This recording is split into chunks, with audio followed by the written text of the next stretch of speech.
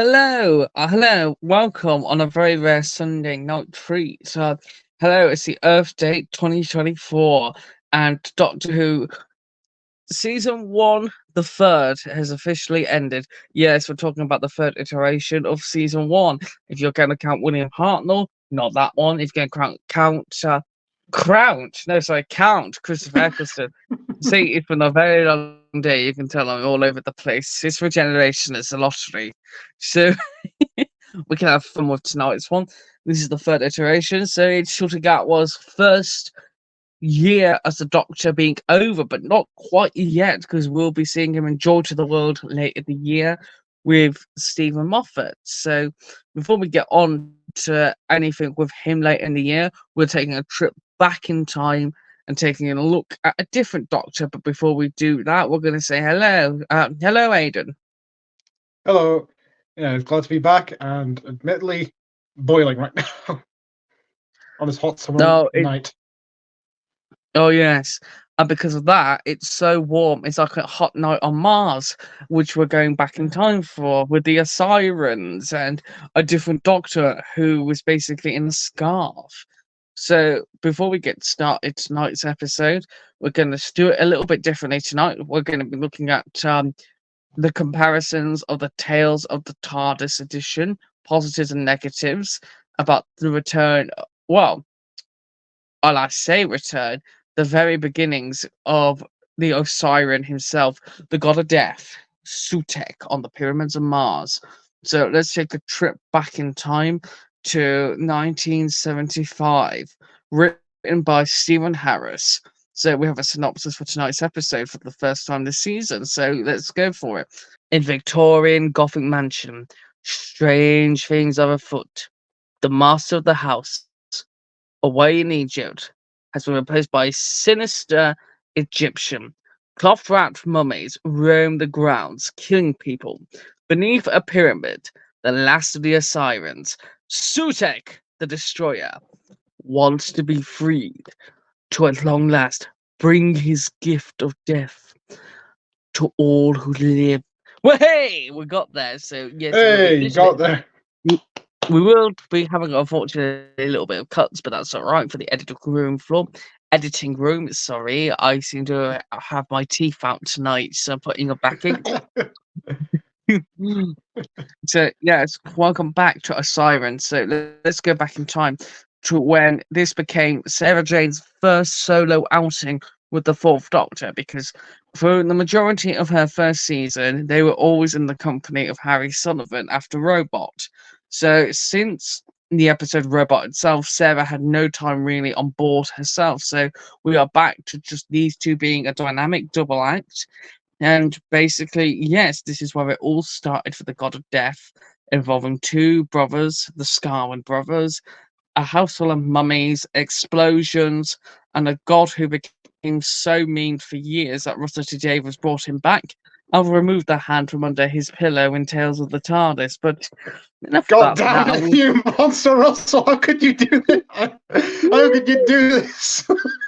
But before we get on to that, let's start the house open with Aidan. What's your opening thoughts of the pyramids of Mars?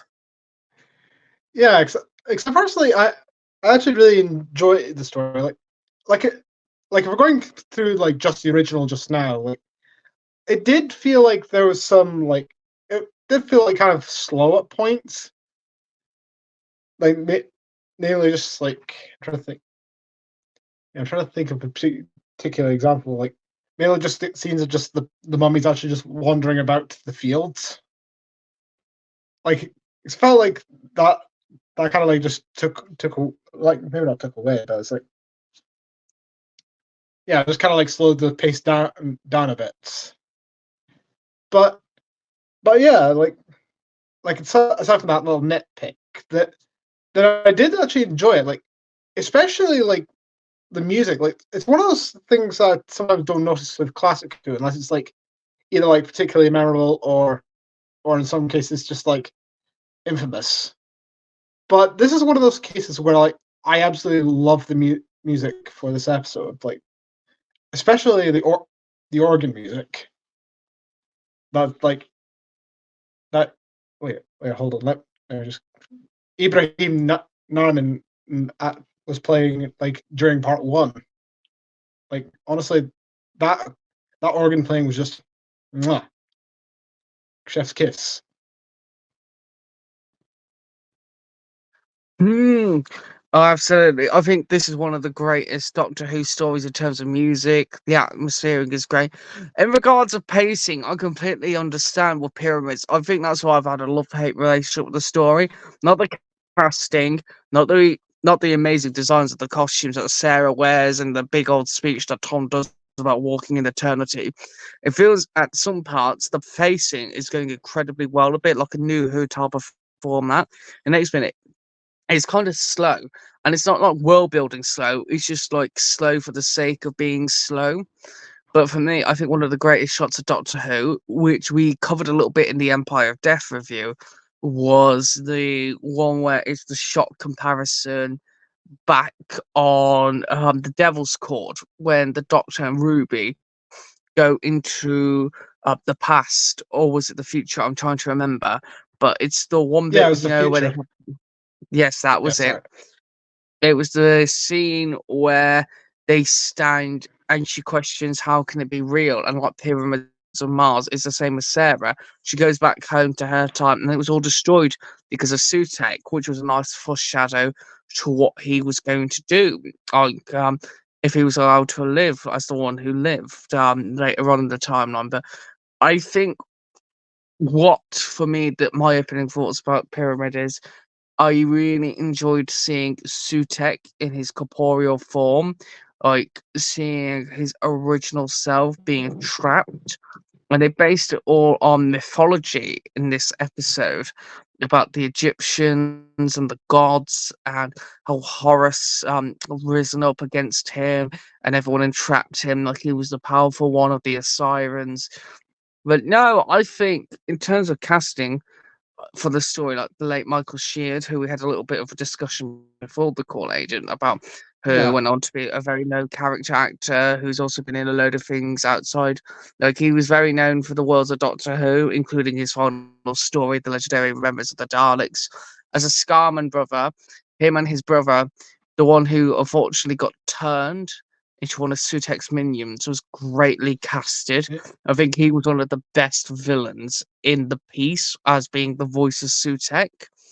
I think it was yes, Marcus Scarman, yeah, who was such a menacing presence. You just wanted more out of him. You could feel heartbroken when his friend and his brother were trying so hard to convince him, like to break Sutek's will, and he couldn't. So I think this is for a first story. I think ultimately, not penultimately, penultimately is the end. Ultimately, it's I think it's a fantastic story. You've got mummies who basically are used to their full potential, being the servants. You've got the Doctor and Sarah still finding their way with each other in this story. Because obviously this dynamic duo didn't get much time together while Harry was about. So you're really starting to see that bond more with this duo since her time with the Third Doctor. But in the terms of the story as well, I think for how many parts was it again? Was it four yeah. It's parts? four. Yeah, it's four. Yeah, for four parts, I do have some gripes with like the pacing at it. It's like Stephen Harris for your first story with an incredible villain, incredible knowledge of his historical aspect. I can't fault it. The faults I have with the story is it feels like there could have been bits that could have been cut down. Like I get we had the guy who had the explosives, but it felt like he was just randomly added just to help like the Doctor and Sarah defeat Sutek later on because there wasn't really much going for him. I really wish there was more about the Scarman brothers' backstory. That seemed to have gotten a little bit cut because unfortunately Marcus was already possessed from the very Yeah, beginning. yeah, But enough about me ranting for a bit. Um so that was my opening thoughts, which is turned into both positive and negative, which is different for yeah. tonight's one. So over to you, Aidan. Do you have any negatives with the pyramids of Mars? Trying to think. Yeah, like off the top of my head, like I'd say the way that like Sutek was kind of defeated, like it's like I didn't mind it. It's like, and then it eventually set up for what would happen, like nearly 50 years later. But at the same time, it's just like, oh, I'm trying to think about how to say this without sounding like overly negative. Like it wasn't too I bad. It's think just, yeah, it's just like he was finally about to come out, and then he stopped, and then just thrown back into the time. He's like, "No, back you go." I say that's more funnier than I find negative about his Yeah, defeat because I. yeah. It's like that's why I said I was But trying, for normal trying to think of people, one. Like apart from the pacing, oh, but ever so I'm ever so sorry. My Wi-Fi kept going in and out. I didn't mean to interrupt. no, that's all right. It's like I think why I was like kind of struggling to think of like any proper negatives, mainly just like nitpicks. Like I probably have more So say in terms of like mixed thoughts, like when we get onto like the changes from like this to the Tales of the Tails one, Tides yeah. omnibus. Yeah, but we'll get there So when we get there. yeah, so ever so sorry that there's just a bit of lagging on my end at the minute because of the Wi-Fi. So I'll be sorting that to edit. So there will be a couple of edits in tonight's one, but they're not going to be too bad. They're not going to be like like elevator music playing, no, and all that stuff. So what was my negative thoughts on the episode? I kind of covered it a little bit about the pacing, but I think for the time being, for like doing a full part story, because it's classical, it's just a great strength to see the Doctor and Sarah becoming more in their own. Oh yeah, that was my biggest critique about the episode. The Doctor, who abhors violence, in this episode, he allowed a man with a gun in the TARDIS, and he let Sarah go off and use a gun. And normally, he hates companions doing that. So I think that was a bit strange in this story for the Doctor to be condoning that because he doesn't normally like Yeah, people in the TARDIS doing that. yeah. I could think of maybe one reason why, except like my guess is that it's probably because it's not being used like to kill, like but rather like trigger off the explosive to destroy the Osiris war missile. Oh, I know that, and you know that, but it's Yeah, just very strange because even when people in the past have asked him to like do stuff like that, he's like, "No, no, no guns, no." Like so, yeah. it was kind of Unless you're the third Doctor in Day of the Daleks, where you just blast ogres with guns. well, he was the ninja one, so we kind of have an exception. But normally they have a moral high ground when there's guns in the TARDIS because he doesn't like her like the ship getting full of them. Yeah, But no, what I liked about the episode though, it was like Sarah really came into her own with it as well. So yeah, I know we're mixing a bit back and forth here tonight on both positive and negatives, but for me, I yeah, think for Sarah's point of view, it was wonderful how she was so considering towards like the Scarman brothers, and like she basically was just trying her hardest to get the Doctor out of that scenario. She couldn't believe it. I mean, she'd seen Daleks. She'd seen Oh, so yes, she saw the Daleks. She's seen the Sontarans, but she couldn't believe an all-powerful god from Egyptian like law could cause such death and devastation. She just thought the Doctor was just having her on until it all happened. yeah. Although speaking about gods, I think we haven't covered this yet, but we have to talk about the main man, like Gabriel Wolf Sutek, as Sutek. amazing I'd say, debut. yeah, yeah, easily the best thing about the episode, Gabriel Wolf's performance as Sutek. Yes. So, from my perspective of him, Gabriel Wolf, who basically you don't really see until like nearer the end of the story, but he has such a presence all the way throughout. Like to control from a pyramid on Mars, that's the name of the story, like being trapped, being embodied, and then you see him and the Doctor finally come face to face in the story. If see, that's what I kind of feel. People have a little bit of gripes with like the recent two-part, which is understandable. If a less than powerful Sutek can bend you to will, but then his dog form, which is all powerful and like can turn things into dust, can't even do that.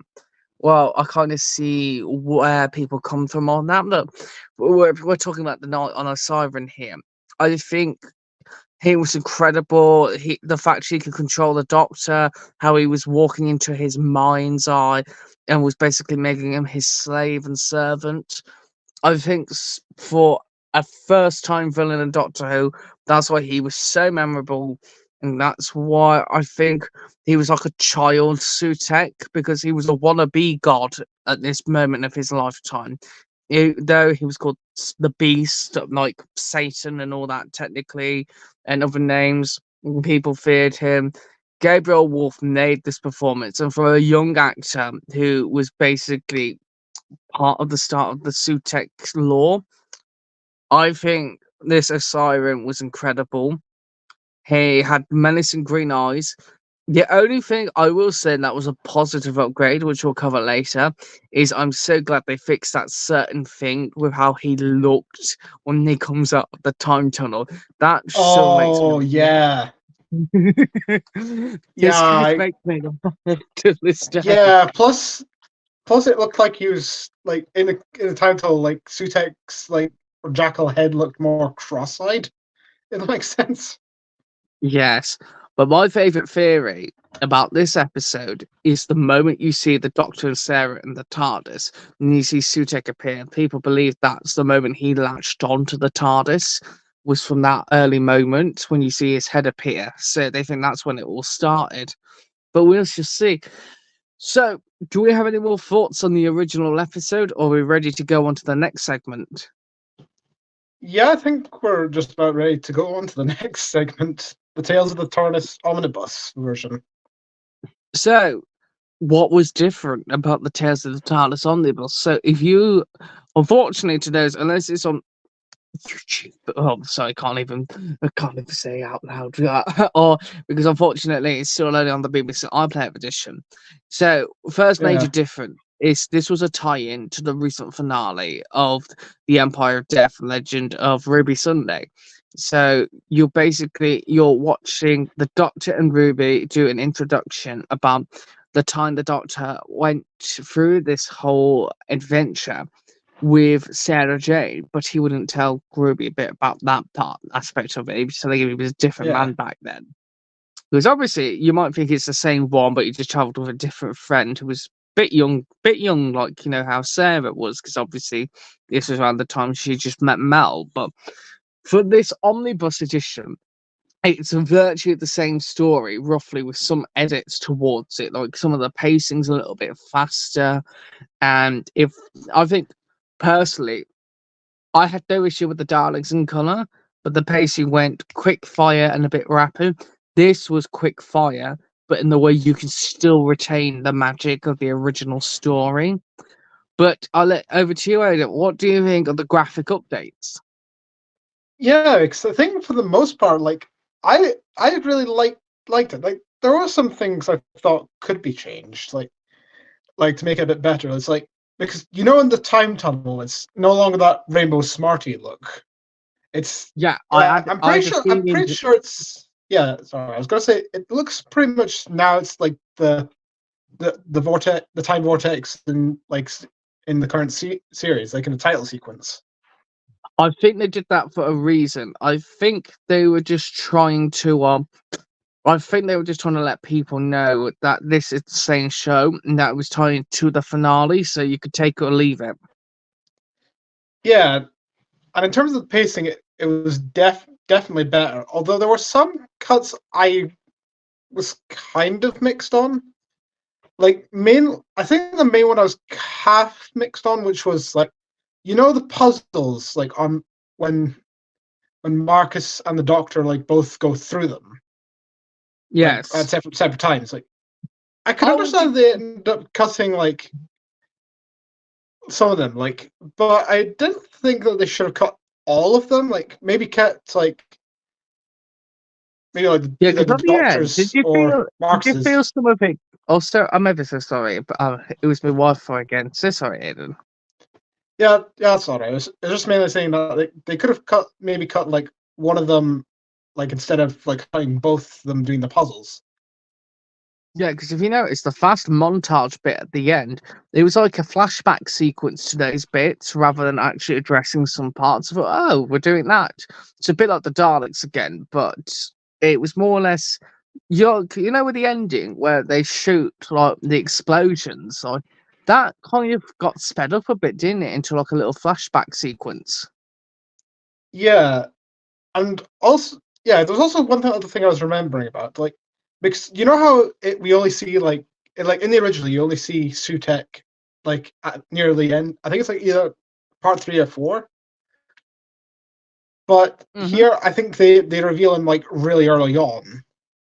Like I think they edited him into like this like right at the start, like showing him actually possessing Marcus.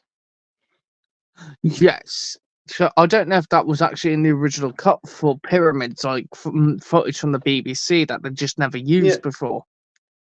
maybe, but I'm not 100% sure. Like, but Yeah. yeah, and also like going back to an earlier point that I had, like because remember how I mentioned that like the jackal head like in the tunnel, like and we're looking a bit off.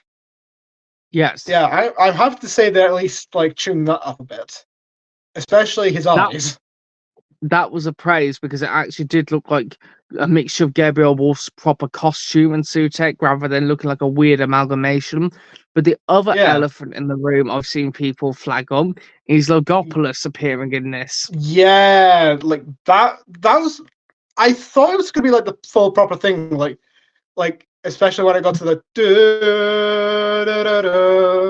like that bit, like right at the end. Like I thought it was gonna You know go what it was all there, saying? but thankfully it didn't. But I'm just kind of confused as like why is Logopolis music there? Hmm.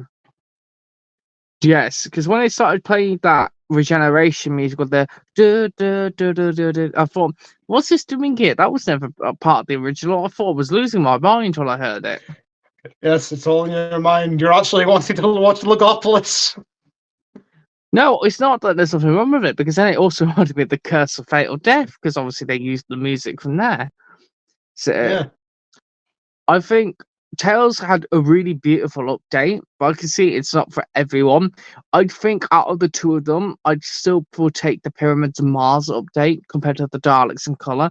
Again, there's something wrong with the Daleks in Color. It's funny, it's comedic, but for the pace of the story, being a 6-part story, I'd rather see it in its original entity. I'd watch yeah, Daleks in Color. Sometimes if you just want fun and you can't be bothered to do it, it's one of those really good ones. But for Pyramid, I would say this is actually an equal balance for you to watch. Go watch the original before you watch Tales, and then you can make up your own mind about it when you've watched both. yeah. Although I keep in would. mind, Oh, there's sorry, I forgot to mention the most important change that's the main negative. oh They yes. removed the hand and the cushion of Sutek. That monster Russell took away that important bit from the original. Oh, okay, I can't keep this up. I'm sorry. Yes, that Vandal. Yes, like even the mockumentary that Sutek did later on had that. So what? Why did it get cut? Why? Yeah. Why? But what I will say as well, while we're keeping a note with Tales, I adored the fact that we had got an Empire of Death, a callback to this particular Tales of the TARDIS episode, when they were showing the actual new updates for it to match. So it felt in a way like they were completing the story aspect of it from the Doctor Who, because people were like, where's Mel? So now we know if you go back and watch Tales, you're watching the full version of the story while Mel's just sitting in the corner there while they're talking about Sutex. So that's another way to Yeah, look at it. yeah. She's just sitting there, just holding on to like Seven's vest and Six's coat, just hearing Sutek be like, "Submit to me, Mel. Kneel before the might of Sutek." Yeah, so as a funny in joke, I would believe during the Tales episode, that's how Sutek found him. It's when they were watching about his story. Yeah, yeah, he was just like, if you kneel before me, I shall bring you the gift of milk. That'll be 48 pence. Hello to 68 pence. Oh yes, of course, because we've got to adjust it for inflation. Yeah, juice prices are through the roof these days. Yes. So Uh, so to say on the whole, we think Tales has been a success for like the way it was edited. Again, it's to say, for removing the hand of Sutek and the cushion of Sutek, there was a problem, and the Siren yeah, will riot and yes, rise once again.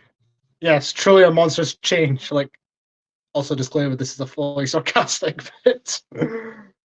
But to go on to one bit which we didn't cover in Empire of Death, so what did you think, Aiden? Sideline back to the previous night. How did you feel? Because I think we forgot to cover this. That he was there from the very beginning, Sutek. After this adventure, that he stayed all the way through trial, time war, the Doctor's friends leaving and dying. How do you feel that Sutek must have been reacting towards all of this?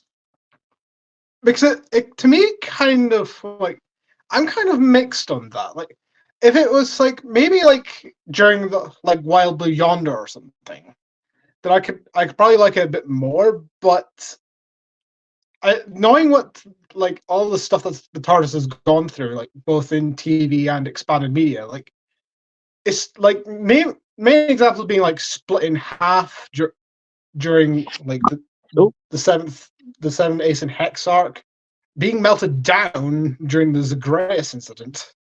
oh, being burnt alive in like Journey's End. My favourite one is when the arrow was shot on Silver Nemesis, and they said, "Oh, that must have hurt."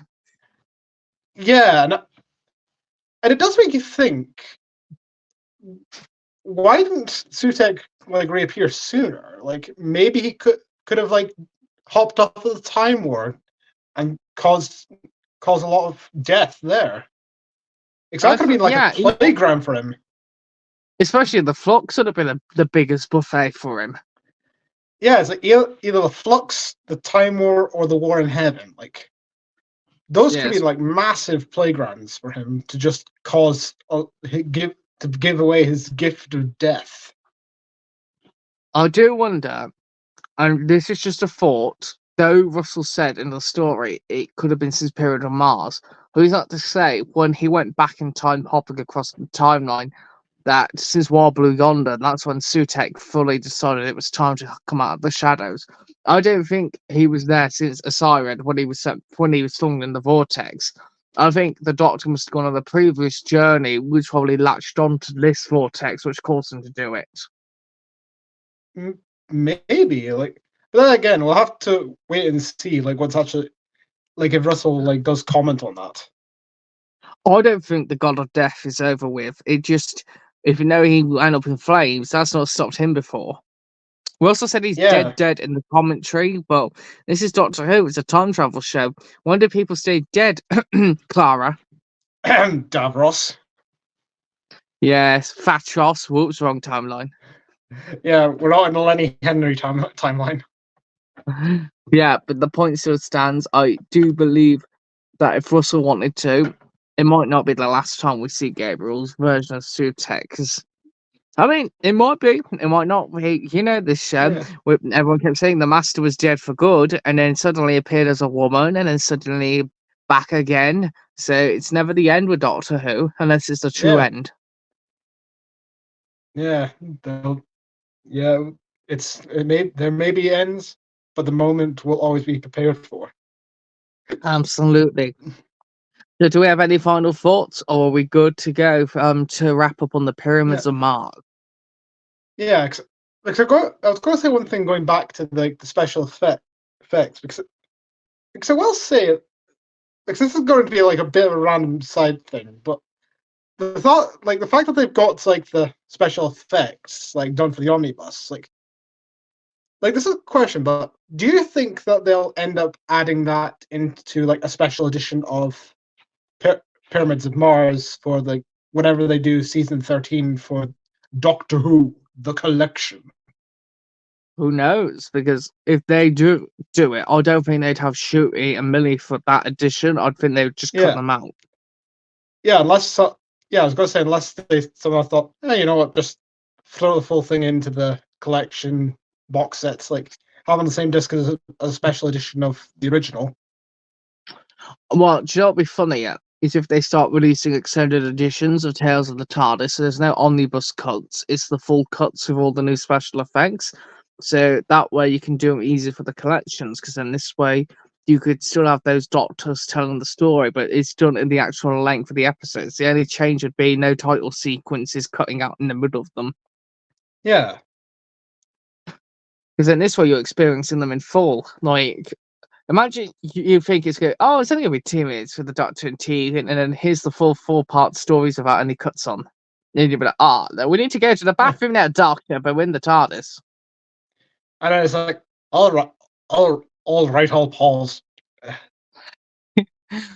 No, personally, I enjoyed revisiting Sutek. I need to start listening to the Big Finish stuff with it. I know people say, oh, Yeah. that's contradicting now, but no, I think each timeline is your interpretation. For me, if the God of Death did break out of a siren, and obviously, as he did with 7 and 4 on audio, who's not to say we won't be seeing him again? Yeah, and also with Faction Paradox as well. Although I'm not sure where it falls in the timeline of him, but he's still played by Gabriel Wolf there, so yeah, I'll have to check that out. Yes, One day. and with on that note, we're ever so sorry that there was a load of bumps on the road tonight, Wi-Fi issues, it going on, trying to read the synopsis, and it's good for trying to make this as fun as possible. And thank you again for joining so much. I've been back. I've been your host as always. So it's time to say goodnight, Aidan. Yeah, I hope you all enjoyed tonight's episode, and don't forget to click below to subscribe to the official Tales of the Whoniverse YouTube channel.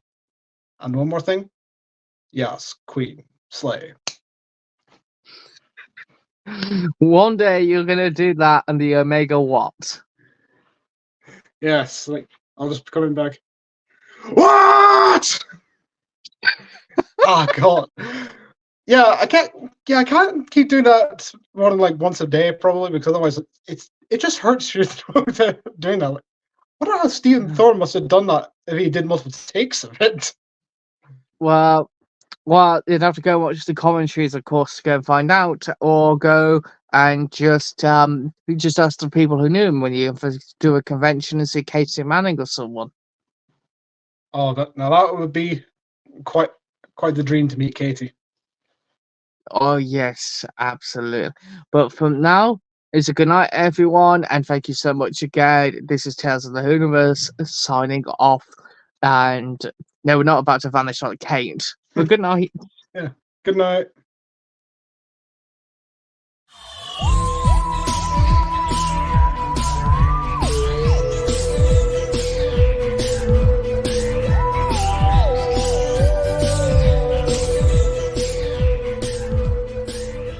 Hello, this is Kerry's, and you've been listening to the Tales of the Whoniverse podcast.